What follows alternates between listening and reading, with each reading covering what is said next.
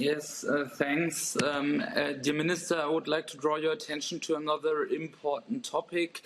Housing prices are on an upwards trend since a long time, and it seems to accelerate in the EU, as according to Eurostat, housing prices increased by more than 7%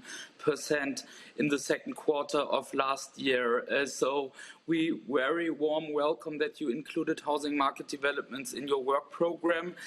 Last week, we Greens published a study showing that financialization is, besides of, for example, higher construction costs, one of the key drivers for the increase in the housing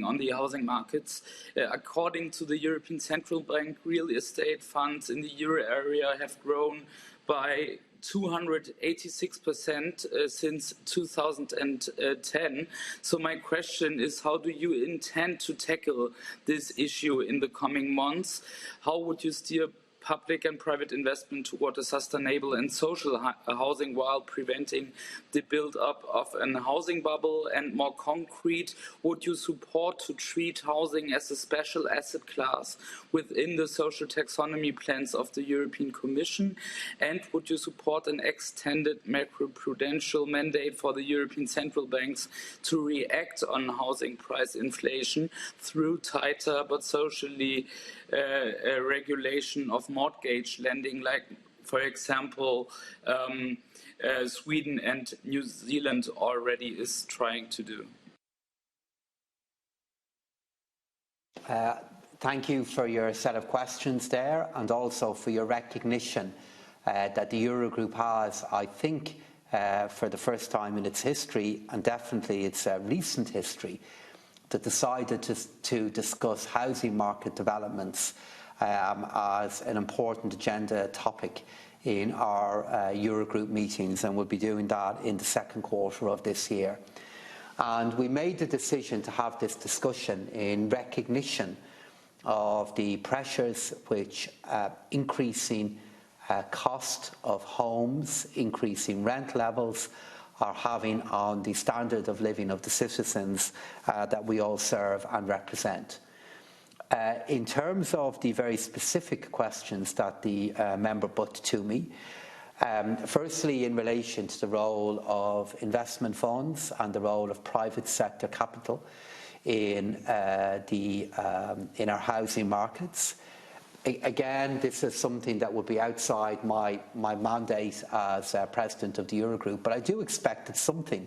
that will be discussed within the Eurogroup, as we'll all point to the different challenges that we have within our countries. And certainly from the perspective of Ireland, our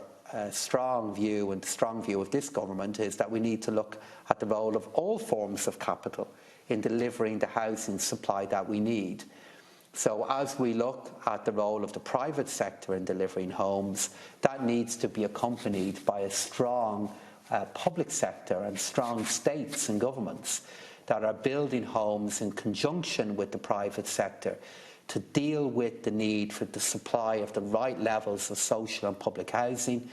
and also to put in place the interventions in relation to affordable housing and affordable rent levels, both for the benefit of those who are in those homes for the years to come, but also then to have an effect on the levels of pricing and the levels of rent within markets more generally. And I know that this is a debate that is playing out across many different governments at the moment. In relation to the question that you put to me regarding the role of the ECB in this area, I think the ECB's role is laid out now by statute, by our treaties, and it is really important, as I've done on a number of occasions here in this hearing, to recognise their mandate and to recognise their independence in decisions that they make. But if I look, for example, again, maybe just with a national perspective here, if I look at where we are here in Ireland,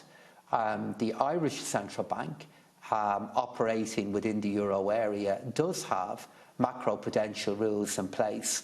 that recognise some of the particular characteristics of the Irish housing market.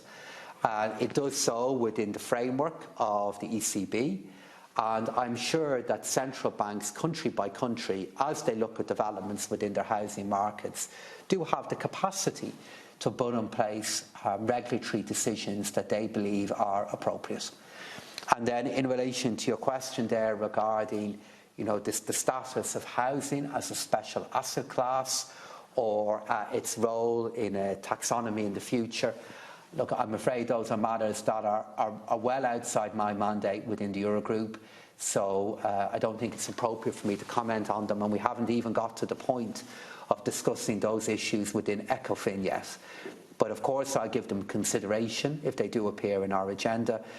because I do realise how central issues of housing are to meeting the social needs of our citizens and also delivering sustainable economic growth and avoiding the house price risks that the member referred to in his questioning to me.